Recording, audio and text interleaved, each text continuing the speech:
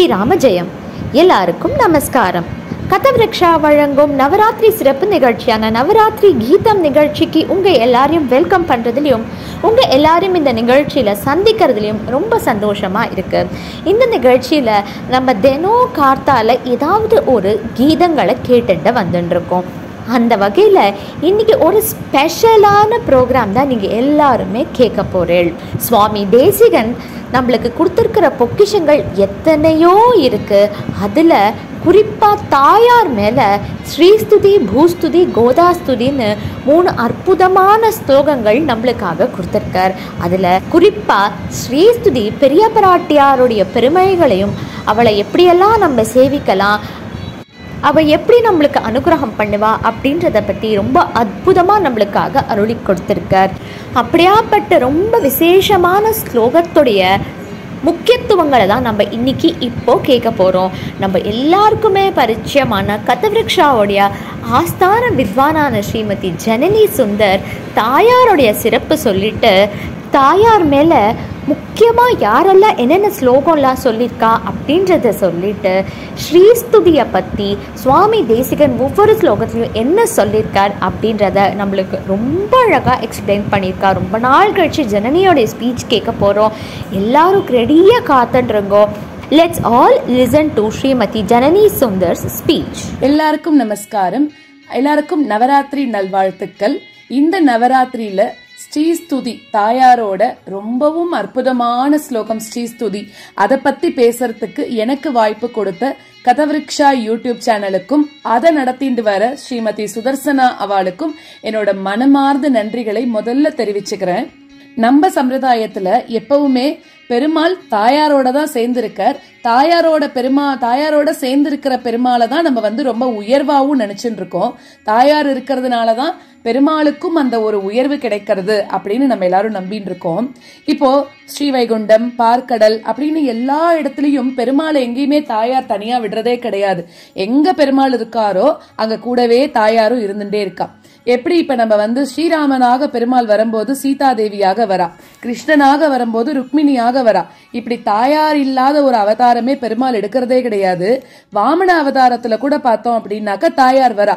பிரம்மச்சாரியா வரப்ப கூட பெருமாள் தாயாரை விட்டுட்டு வரலையாம், கூடவே வச்சுட்டு தான் வராராம், யாருக்கும் தெரியாம வச்சுன்னு வர. அந்த மாதிரி தாயார்களுக்கு அப்படின்னு தனி ஸ்லோகங்கள் நம்ம சம்பிரதாயத்துல நிறைய இருக்கு. அதுல ரொம்ப முக்கியமா சொல்லணும் அப்படின்னாக்க சுவாமி ஆளவந்தார் அருளி செய்த சதுஸ்லோகி 4 ஸ்லோகம் தான், பட் வெரி டீப் மீனிங் இருக்கும் அதுல. அதே மாதிரி கூரத்தாழ்வான் அவர் அருளி செய்த ஸ்ரீஸ்தவம் ரொம்ப அற்புதமான ஸ்லோகம் அதுவும். அடுத்தது அவரோட புள்ள பராசரபட்டர், கூரத்தாழ்வானோட திருக்குமாரர் பராசரபட்டர் அவர் அருளி செஞ்ச ஸ்ரீ குணரத்ன கோஷம், அதுவும் ரொம்ப அற்புதமான ஸ்ரீரங்கம் தாயாரை பத்தி ரொம்ப அற்புதமாக சொன்ன ஸ்லோகங்கள் அது. அடுத்ததாக சுவாமி தேசிகன் அருளி செய்த இந்த ஸ்ரீஸ்துதி அப்படிங்கிறது. இவா எல்லாருமே தாயாரோட பரிபூர்ண கட்டாட்சம் இருக்கக்கூடியவாதான். அதாவது எல்லாருக்குமே தாயாரோட பரிபூர்ண கட்டாட்சம் இருக்கு. ஆனா இவா 4 பேருக்கும் தனியாக இன்னும் சிறப்பாக தாயாரோட கட்டாட்சம் இருக்காம். அதனால்தான் அவளால இவ்வளோ நல்ல ஸ்லோகங்கள் கிரந்தங்கள்லாம் எழுத முடியறது. ஆளவந்தார் அவர் என்ன தாயார் சன்னதியிலேயே எப்பவுமே இருந்துட்டே இருப்பாராம். அவருக்குன்னு ஒரு ஆகம் இருந்தா கூட தாயார் சன்னதியிலேயே இருப்பாராம், அங்கேயேதான் வளர்ந்துன்னு வந்தாராம். அவர் எழுதினதுதான் சதுஸ்லோகி, அங்க எழுதியிருக்கார். கூரத்தாழ்வான் அவர் அன்னதானம் நிறைய பண்றாராம். அவரோட ஊர் கூரம் அப்படின்னு சொல்லக்கூடிய ஊரு. தன்னோட ஊர்ல அதாவது நிறைய அன்னதானம் அது பண்ணிட்டே இருக்கக்கூடியவராம். இவர் அன்னதானம் பண்றது ராத்திரி 11 மணி ஆனாலும் பண்ணிட்டே இருப்பாராம். முடிச்சிட்டு அந்த பாத்திரம் எல்லாம் அவர் தேய்ச்சி அலம்பி வைக்கும் போது அந்த சத்தம் காஞ்சிபுரம்ல இருக்கக்கூடிய தாயாருக்கு கேக்குமா, யாரு இவ்வளோ நன்னா அன்னதானம் பண்றா அப்படின்னு சொல்லிட்டு கூரத்தாழ்வான தாயாரே புகழ்ந்து பேசியிருக்காளாம். அடுத்ததாக பார்த்தாக்க பராசரபட்டர் இவரை சொல்லவே வேண்டாம். ரங்கநாயகி தாயார் கிட்ட அவ்வளோ அபிப்பிராயமா, தாயார் வளர்த்தெடுத்த குழந்தைன்னு சொல்லலாம் இந்த பராசரபட்டரை. அடுத்தது சுவாமி தேசிகன் இவர் எப்படி அப்படின்னாக்க பல வாதங்களை ஜெயிச்சு வந்தவர் இல்லையா. வேதாந்தாச்சாரியன் அப்படின்னு சொல்லி ரங்கநாத சுவாமி அவருக்கு பேர் கொடுத்திருக்காரு. ஸ்ரீரங்கம் ரங்கநாத பெருமாள் வேதாந்தாச்சாரியார் அப்படின்னு பேர் கொடுத்திருக்காராம். இதை தாயார் பாக்குறா, நீ பண்ணிருக்கிற கைங்கரியம் என்ன, உனக்கு ஏன் பெருமாள் இவ்வளோ கஞ்சமா வேதாந்தாச்சாரியன்னு பேர் கொடுக்கிறார், நான் உனக்கு ஒரு பேர் வைக்கிறேன் அப்படின்னு சொல்லிட்டு சர்வதந்திர சுதந்திரன் அப்படின்னு ஸ்ரீரங்கம் ரங்கநாயகி தாயார் பேர் வைக்கிறாளாம். சோ இந்த மாதிரி ஸ்ரீரங்கம் தாயாரோட அன்புக்கு ஆட்பட்டவர் இவ 4 பேருமே தாயாரோட அன்பான குழந்தைகள் அப்படின்னு சொல்லலாம். அதே போலதான் சுவாமி ராமானுஜர் எடுத்துட்டோம் அப்படின்னாக்க அவர் கத்தியத்திரயம் சேர்ச்சார் இல்லையா, அதுல கூட எப்படின்னாக்க தாயார முதல்ல சரணாகதி பண்ணிட்டு அப்புறம் தான் பெருமாளுக்கு பண்றாராம். சோ எல்லா இடத்துலயுமே ஸ்ரீக்கு தான் முக்கியத்துவம் கொடுக்கறா அப்படிங்கறத நம்ம சம்பிரதாயத்துல ஸ்ரீ அவளை ரொம்ப முக்கியமா வச்சுட்டு இருக்கோம். இந்த வகையில சுவாமி தேசிகன் காஞ்சிபுரத்துல இருக்கும்போது அவர் எதுக்குமே ஆசைப்படாம அன்னன்னைக்கு அவருக்கு என்ன கிடைக்கிறதோ அதை வச்சுருந்தா சாப்பிட்டுன்னு வந்துட்டு இருந்தாராம். இதை அங்க இருக்கிறவா எல்லாரும் இவரை ரொம்ப எப்படியாவது இவரை மட்டம் தட்டணும் அப்படின்னு நினைச்சுட்டு இருக்கும்போது ஒரு வயசானவர் அவரோட பொண்ணுக்கு கல்யாணம் இருக்கு, ஆனா என்கிட்ட பைசாவே இல்லை, யாராவது உதவி பண்ணுங்க அப்படின்னு கேட்கும்போது இவெல்லாம் வேணும்ட்டே அங்க தேசிகன் சுவாமி தேசிகனை கை காமிச்சு நீ அவர்கிட்ட போய் கேளு, அவர் உனக்கு எல்லா உதவியும் பண்ணுவாருன்னு சும்மா வேணா சொல்லி விட்டுறாராம். அவருக்கு அப்ப என்ன பண்ணறதுன்னே தெரியல. ஐயோ ஆனா நம்மள்ட்ட ஒருத்தர் கேட்டுட்டா நம்ம பண்ணாம இருக்க முடியாதுன்னு அவர்கிட்ட சொல்றாரு, நீ காத்தால பெருந்தேவி தாயார் சன்னதிக்கு வா அப்படின்னு சொல்றாராம். சரின்னு அவர் அங்க கூட்டின்னு போனா அந்த பெருந்தேவி தாயார் சன்னதியில இவர் ஸ்ரீஸ்துதி அதை சேவிச்சிருக்கார். அப்படி ஸ்ரீஸ்துதி சேவிக்கும் போது தாயார் பொற்காசுகளை கொட்டுறாளாம் அப்படியே. சோ அந்த பொற்காசுகளை எடுத்துட்டு போய் அவர் அவரோட பொண்ணுக்கு கல்யாணம் பண்ணதா சொல்லப்படுறது. அப்படி சுவாமி தேசிகன் இயற்றின ஒரு அதி அற்புதமான ஸ்லோகம் தான் ஸ்ரீஸ்துதி அப்படின்னு சொல்லலாம். அதோட ஸ்லோகங்கள் நிறைய பேர் சொல்றா. அந்த ஸ்லோகத்துக்கான அர்த்தத்தை எனக்கு தெரிஞ்ச அளவுக்கு சுருக்கி உங்களோட பகிர்ந்துக்கலாம்னு நினைக்கிறேன். தப்பு எதுவும் இருந்தாக்க மன்னிச்சுக்கோங்க. தேசிகன் எம்பெருமானுடைய தேவியரா இருக்கக்கூடிய பெரிய பிராட்டி, பூமி பிராட்டி, நீலா பிராட்டி இவா 3 பேரையும் பத்தி ஸ்ரீஸ்துதி, பூஸ்துதி, கோதாஸ்துதி அப்படின்னு அற்புதமான 3 ஸ்லோகங்கள் நம்மளுக்கு கொடுத்திருக்கார். அதுல எம்பெருமானோட திருமார்பை விட்டு க்ஷணமும் பிரியாதவளாக, அவருக்கு பட்ட மகிழ்ச்சியாக, நம்மளுக்காக சேத்தனர்களுக்காக எம்பெருமான் கிட்ட பரிஞ்சு பேசக்கூடிய புருஷாகாரமாக, சேத்தனர்கள் நம்மெல்லாம் செய்யக்கூடிய பிரபத்திக்கு எம்பெருமானோட சேர்ந்து நிற்கக்கூடிய உபாயமாக, அதனால வரக்கூடிய மோட்சத்துல அவனோட சேர்ந்து பயனாக நிற்கக்கூடிய பெரிய பிராட்டிய பத்தின ஸ்தோத்திரம் இது. 25 ஸ்லோகங்களோட இருக்கக்கூடியது. இந்த ஸ்தோத்திரத்துல முதல்ல பிராட்டிய சரணம் அடைஞ்சு அதுக்கப்புறமா துதிக்க அகப்படாத அவளோட பெருமை, அதனால அது துதிக்கிறதுனால ஒருத்தனுக்கு வரக்கூடிய பெருமை, பெருமாளை பரதேவதையாக காட்டக்கூடிய உரிமை, பிராட்டி எங்கெல்லாம் இருக்கா அத சொல்றார். பிரபத்தியில திவ்ய தம்பதிகள் 2 பேருமே இலக்காக இருக்கிறது, 2 பேரும் புரியக்கூடிய சதுரங்களீலை, அவளோட திருநாமங்கள் தான் மோட்சத்துக்கு வழிகாட்டுறது, 2 பேருமே பரம்பொருளாக இருக்கிறது. அதுக்கப்புறமா 2 பேருக்கும் இருக்கக்கூடிய கருத்து ஒற்றுமை, பிராட்டியும் அவதாரங்கள், பெருமாள் எப்பெல்லாம் அவதாரம் எடுக்கிறாரோ கூடவே பிராட்டியும் வருது. அப்புறம் அவளோட சங்கல்பத்தோட பெருமை, அதுக்கப்புறமா தேவர்கள் இழந்த செல்வத்தை இவளோட அருள்னால அவளுக்கு திருப்பி கிடைக்கிறது, இவளோட கடாட்சங்களோட வன்மை, இந்த மாதிரி நிறைய சொல்லியிருக்காரு இந்த ஸ்ரீஸ்துதியில. ஒரு ஸ்லோகத்திலையும் அவ்வளோ அழகா சொல்லியிருக்கார். அந்த ஸ்லோகங்களோட அர்த்தத்தை எனக்கு தெரிஞ்ச அளவுக்கு சுருக்கி எல்லாருக்கும் ஈஸியா புரியுற மாதிரி சொல்லலாம் அப்படின்னு ஒரு சிறு முயற்சி தான் இது. தப்பு இருந்தாக்க மன்னிச்சுக்கோங்க. முதல் ஸ்லோகம் பிராட்டி கிட்ட சரணாகதி அடைகிற. மானாதீத பிரதித விபவாம் மங்களம் மங்களானாம் வக்ஷபீட்டிம் மதுவிஜயினோ பூஷயந்தீம் ஸ்வகாந்தியா பிரத்யக்ஷானு ஸ்ரவிக மகிம பிரார்த்தினீனாம் பிரஜானாம் ஸ்ரேயோ மூர்த்திம் ஸ்ரீயமசரணஸ் துவாம் சரண்யம் பிரபத்யே அப்படின்னு சொல்லிட்டு முதல் ஸ்லோகத்துல உன்னோட பெருமைக்கு எல்லை ஏதாவது இருக்கா? வேதம் எல்லாமே உன்னோட பெருமையை கொஞ்சம் கூட சொல்லி முடிக்க முடியாததா தடுமாறின்னு இருக்கு. அப்படி இருக்கும்போது எம்பெருமானோட திருமார்பையே நீ உட்காரக்கூடிய பீடமாக நினைச்சுண்டு அங்கேயே இருந்துட்டு இருக்க. உன்னோட திருமேனி ஒளியினால அவனோட திருமார்பு இன்னும் கூட அழகா ஆகறதாம். சோ இந்த மாதிரி பெருமையோட ஸ்ரீ அப்படின்னு சொல்லக்கூடிய திருநாமத்தோட இருக்கக்கூடிய நீ, இதை காட்டிலும் உயர்ந்த திருநாமம் வேற என்ன இருக்க முடியும்? இவ்வளோ பெரிய பெருமையோட இருக்கக்கூடிய ஒன்ன வேறு புகழ் எதுவும் இல்லாத நான் சரணம் அடைகிறேன் அப்படின்னு முதல் ஸ்லோகத்துல தாயார் கிட்ட பரிபூர்ணமா சரணாகதி அடைஞ்சுடுறார். அடுத்த ஸ்லோகத்துல நான் உன்னை துதிக்கிறதுக்கு ட்ரை பண்றேனே, உன்னோட பெருமையெல்லாம் நான் நினைச்சு பார்த்தோன்னா நான் பண்றதெல்லாம் சரிதானான்னு எனக்கு டவுட் வருது அப்படின்னு, நீ எங்க பிறந்த, நீ வாழக்கூடிய இடம் என்ன அப்படின்லாம் சொல்றாராம். நீ திருப்பார்கடல்ல தோன்றின, அப்புறம் சீதையா நீ வந்தபோது ஜனகனோட வேள்வி சாலையில வந்த, அப்புறமா கர்ப்பவாசம் உனக்கு எதுவுமே இல்லாததுனால உன்னோட நாயகன் அவன்கிட்டேந்தும் நீ மேம்பட்டு இருக்க அப்படிங்கறத இந்த செகண்ட் ஸ்லோகத்துல சொல்றார். இந்த பிரபஞ்சம் முழுக்க நித்திய விபூதி அப்படின்னு சொல்லக்கூடியதும் ஸ்ரீவைகுண்டமும் உன்னோட ரெண்டுமே வந்து உன்னோட ஆளுகைக்கு இருக்கக்கூடிய செல்வங்களாக இருந்துருக்கு அப்படின்னு சொல்ற. ஒன்ன வந்து இவ்ளோ பெருமையோட இருக்கக்கூடிய ஒன்ன என்ன மாதிரி சிறுமதியோட இருக்கக்கூடியவா எப்படி துதிக்க முடியும் அப்படின்னு செகண்ட் ஸ்லோகத்துல சொல்றார். மூணாவது ஸ்லோகத்துல என்ன சொல்றாரு அப்படின்னாக்கா, பிராட்டியை ஒருத்தன் துதிச்சான்னா அவனுக்கு இருக்கக்கூடிய பெருமை என்னன்னா, ஒருத்தர் வந்து பிராட்டிய புகழ்ந்து பேசிண்டே இருக்கும் போது என்ன ஆகுறதா, அவனை புகழ்ந்து பேசுறதுக்கு இந்த உலகம் தயாரா இருக்கும். அதாவது அவனுக்கு எல்லா விதமான நன்மைகளும் நல்ல பதவிகளும் கிடைக்கிறது அப்படின்னு மூணாவது ஸ்லோகத்துல சொல்றார். நாலாவது ஸ்லோகத்துல வந்து என்ன சொல்றாரு அப்படின்னாக்க, உன்னோட பிராட்டி உன்னோட நாயகனா இருக்கக்கூடிய அந்த எம்பெருமான் வந்து சேத்தனம் அச்சேத்தனம் இந்த மாதிரி இருக்கக்கூடிய எல்லா வஸ்துக்களையும் அவனுக்கு சரீரமாக வச்சுண்டு அவன் எல்லாத்துக்கும் ஆத்மாவாக இருந்துட்டு இருக்கானாம். படைக்கிறது, காக்கிறது, அழிக்கிறது இந்த மாதிரி செயல்கள் எல்லாமே அவனோட சங்கல்பத்தினாலேயே நடந்துட்டு இருக்கு. இது எல்லாமே நீ அவனோட கூட இருக்கிறதுனாலதான் அவனை வந்து பரம்பொருளாக வேதாந்தங்களும் சொல்றது அப்படின்னு நாலாவது ஸ்லோகத்துல சொல்றார். அடுத்தது அஞ்சாவது ஸ்லோகத்துல வந்து பிராட்டி உரையக்கூடிய இடங்கள் சொல்றார். அதாவது நீயும் உன்னோட நாயகனா இருக்கக்கூடிய எம்பெருமானும் எப்பவுமே சேர்ந்தே இருக்கீங்களாம். அதனால உங்க ரெண்டு பேரையும் ஒருத்தரை பத்தி ஒருத்தர் சொல்லணும் அப்படின்னாக்க, ஸ்ரீயப்பத்தின்னு ஒன்ன வச்சுட்டு சொல்றா பெருமாளை, விஷ்ணு பத்னி அப்படின்னு அவனை வச்சுட்டு ஒன்ன வந்து சுட்டி காட்டுறாளாம். சோ இந்த மாதிரி உங்க ரெண்டு பேரையும் சொல்றா அப்படின்னு சொல்றா. நீங்க ரெண்டு பேரும் சேர்ந்து இருக்கக்கூடிய இடமும் 3 இருக்கான். ரெண்டு பேரும் அங்கேயும் சேர்ந்துதான் இருக்கீங்க, எங்க திருவனந்தாழ்வான் மேல. அடுத்தது நல்ல மனசோட இருக்கக்கூடிய யோகியர் அவளோட மனசுல, அப்புறம் வேதங்களுக்கெல்லாம் முடியா இருக்கக்கூடிய வேதாந்தங்கள் அப்படின்னு அஞ்சாவது ஸ்லோகத்துல சொல்றார். அடுத்தது நம்ம ஆறாவது ஸ்லோகத்துல பார்த்தோம்னாக்க, பிரபத்தியில வந்து திவ்ய தம்பதிகள் ரெண்டு பேருமே இலக்காக இருக்கிறது, அதை வந்து ஆறாவது ஸ்லோகத்துல சொல்றார்.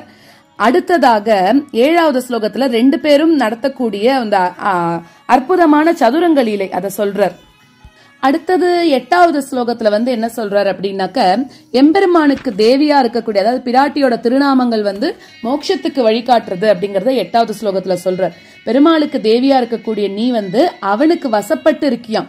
சேத்தனம் அச்சேத்தனம் இந்த மாதிரி இருக்கக்கூடிய பிரபஞ்சத்துக்கு பெருமாள் ஈஸ்வரனாக இருக்கிற மாதிரி நீயும் ஈஸ்வரியாக இருக்கிறதாகவே வேதங்களும் இன்னும் இருக்கக்கூடிய பிரமாணங்கள் எல்லாமே சொல்றது. உனக்கு வந்து லக்ஷ்மி, பத்மா, ஜலதி தனயா அதாவது கடலோட புதல்வி அப்படின்றா, விஷ்ணு பத்னி, இந்திரா இந்த மாதிரி எல்லாம் திருநாமங்கள் இருக்காம். வேதங்கள் என்ன பண்றது, இந்த திருநாமங்களையே மூலமாக வச்சுட்டுதான் இதோட பொருட்கள் எல்லாத்தையும் சொல்றதாம். அதனால வேதங்களுக்கு இந்த திருநாமங்கள் மூலதனம் மாதிரி இருக்கு அப்படின்னு சொல்றா. இந்த திருநாமங்களை யார் ஒருத்தர் தொடர்ந்து ஜபம் பண்ணிண்டே வராளோ அவளோட பாவம் எல்லாம் கழிஞ்சு விடுறதாம். அது மட்டும் இல்லாம மோட்சம் போகணும்னு அவளுக்கு விருப்பமும் உண்டாருது அப்படின்னு சொல்றார். சோ அந்த மாதிரி இந்த பெருமாள் தாயாரோட பேரை வந்து டெய்லி சொல்லிண்டே வந்தாலே பிரபத்தி பண்ணிட்டு மோட்சத்தை வாங்கி மோட்சம் அவளுக்கு கிடைச்சிடுறது. அதனால நீயும் சர்வேஸ்வரியா ஆயிடுற அப்படின்னு 8வது ஸ்லோகத்துல சொல்றார். அடுத்தது 9th ஸ்லோகத்துல வந்து ரெண்டு பேருமே பரம்பொருள், அது ரெண்டு பேருமே பரம்பொருள் தான் அப்படிங்கறத 9th சொல்றார். அதாவது சிலர் வந்து ஒன்னதான் உலகுக்கு தலைவி அப்படின்னு சொல்றா, இன்னொரு சில பேர் வந்து உன்னோட நாதனா இருக்கக்கூடிய எம்பெருமான் அவனதான் உலகத்துக்கு தலைவன்னு சொல்றா.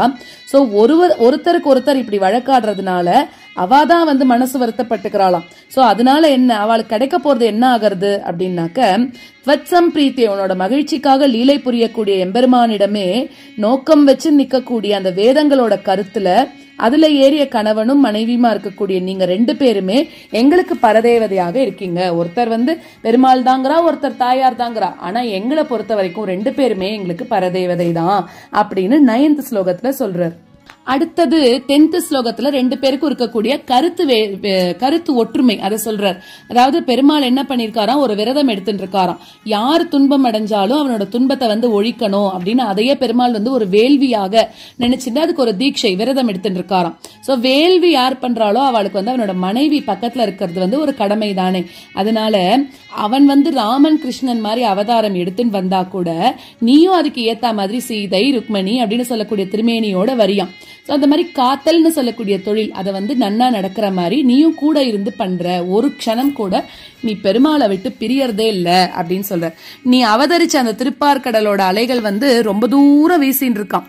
அது எவ்வளவு தூரம் போய் வீசினாலும் அதுக்கு இருக்கக்கூடிய அந்த இனிப்பு அதை விட்டு அகலாமல் உடனே கூடவே இருந்துட்டே இருக்கான். அந்த மாதிரி உன்னோட நாயகன் வந்து வைகுண்டத்திலிருந்து எந்த உலகத்துக்கு வந்து எந்த அவதாரத்தை செஞ்சாலும் நீயும் அதுக்கு ஏத்த மாதிரி அவதாரத்தை எடுத்துட்டு வந்து பெருமாளோடவே சேர்ந்து இருந்துட்டு இருக்க அப்படின்னு 10வது ஸ்லோகத்துல சொல்றார். அடுத்தது 11வது ஸ்லோகத்துல பிராட்டியும் ஏற்ற அவதாரங்கள் அத எடுத்துக்கிறது. அத சொல்றார். வைகுண்டத்துல ஸ்ரீவைகுண்டத்துல உன்னோட நாயகனுக்கு இருக்கக்கூடிய திருமேனி பரரூபம் அப்படின்னு சொல்றாளாம். இந்த திருமேனில இருந்து தான் இன்னும் இருக்கக்கூடிய அவதார திருமேனிகள் எல்லாம் வருது அப்படின்னு சொல்றான். இதுக்கு முதற்காரணமான பெருமாளோட திருமேனி தான் கருதப்படுறது. அதே மாதிரி உனக்கும் கூட பரரூபம் அப்படின்னு சொல்லக்கூடிய ஒரு திருமேனி இருக்கான். அது எப்படி இருக்கு, உருக்கி விட்ட பொண்ணு தங்கம் மாதிரி இருக்கான். கொடி மாதிரி மெல்லியதா இருக்கு, பருத்த முளைகள் இருக்கு. அதனால என்ன ஆகிறது, உன்னோட இடை கொஞ்சமா வளைஞ்சிருக்கான்.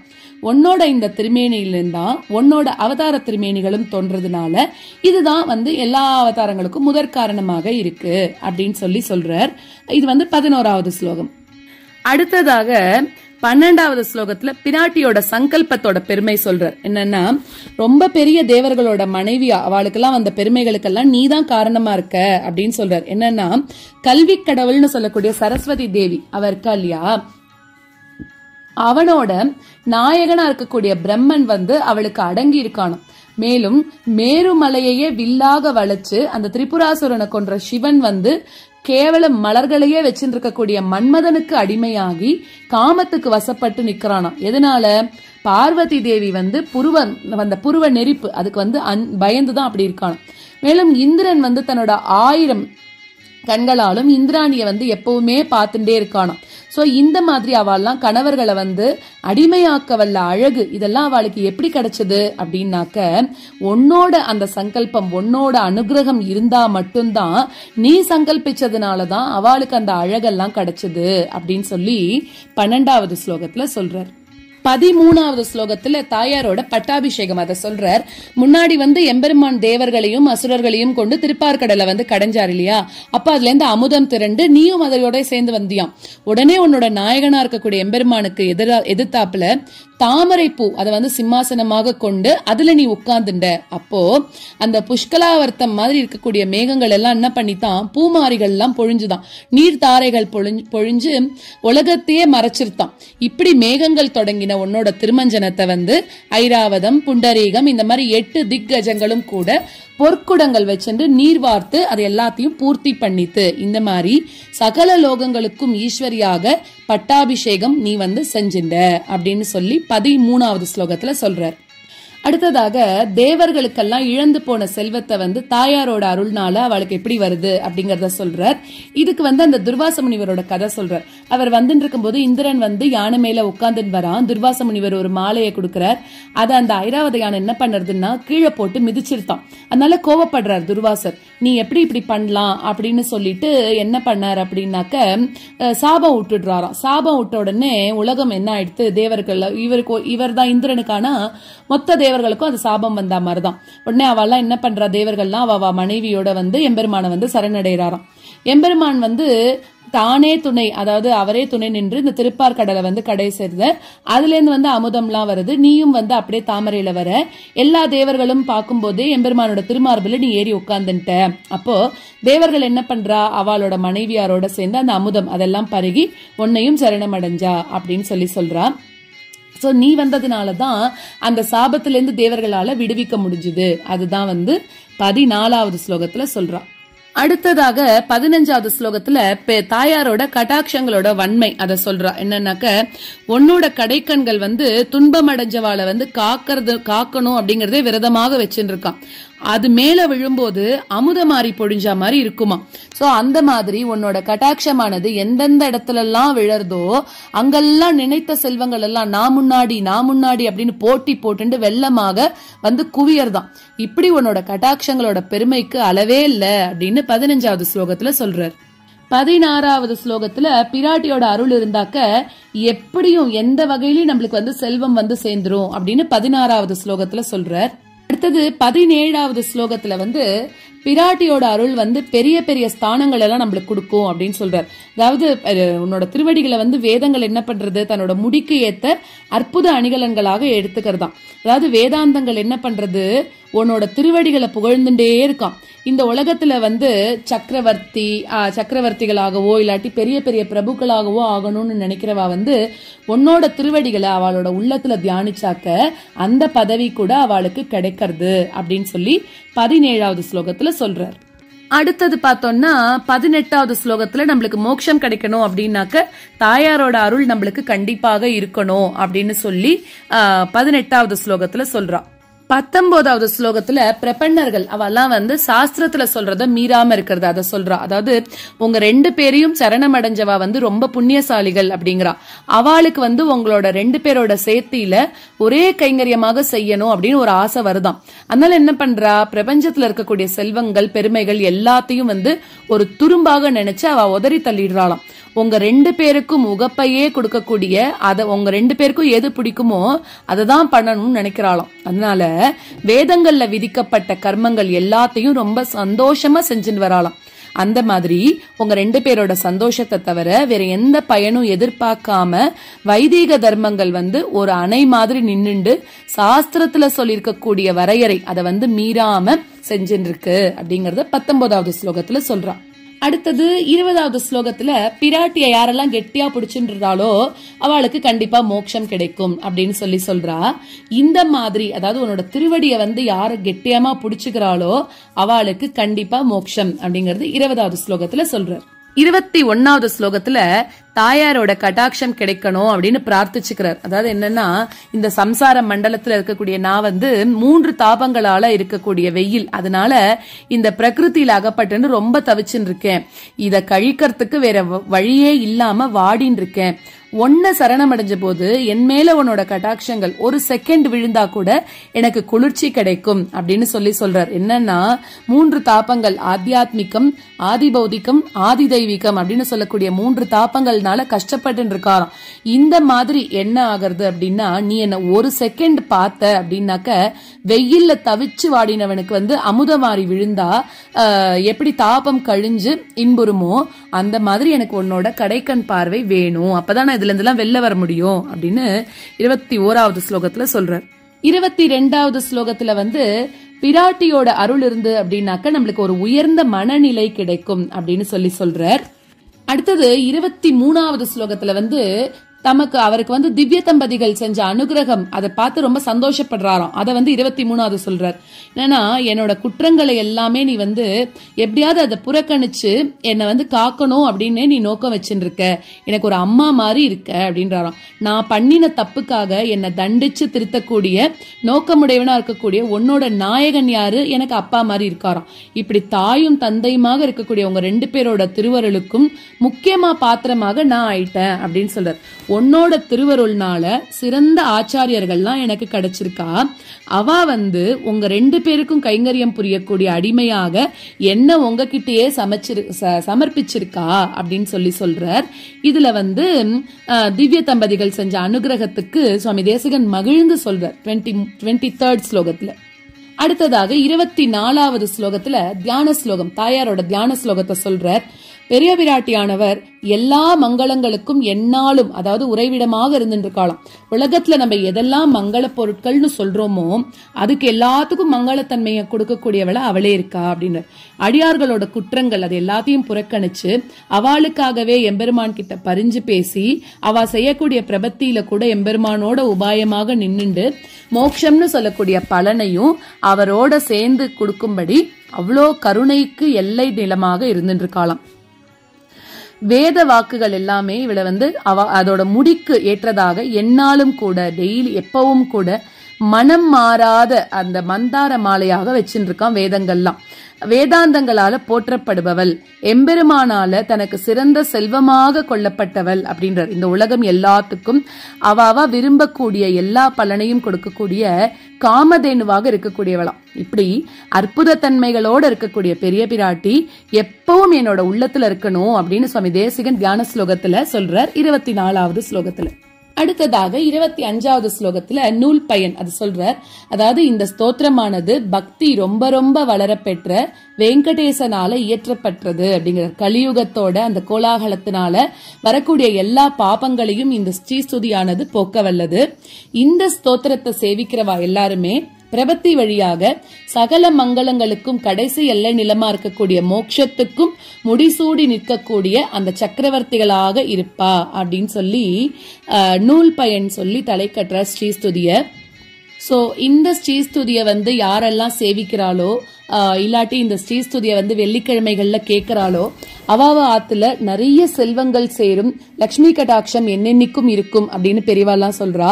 அப்படிப்பட்ட உயர்ந்த ஸ்லோகமான சுவாமி தேசிகன் இயற்றின உயர்ந்த ஸ்லோகமான ஸ்ரீஸ்துதியை நம்ம எல்லாரும் கூட கத்துண்டு அர்த்தத்தோட கத்துண்டு அதை எல்லாரும் வெள்ளிக்கிழமைகள்ல செவ்வாய்க்கிழமையில நவராத்திரியில சொல்லி தாயாரோட அனுகிரகத்துக்கு எல்லாரும் ஆளாகணும்னு பிரார்த்திச்சுண்டு எனக்கு இந்த வாய்ப்பை கொடுத்த கதவிருக்ஷா சேனலுக்கு மீண்டும் ஒரு முறை நன்றிகளை தெரிவித்துக் கொண்டு விடைபெறுகிறேன். நன்றி, வணக்கம்.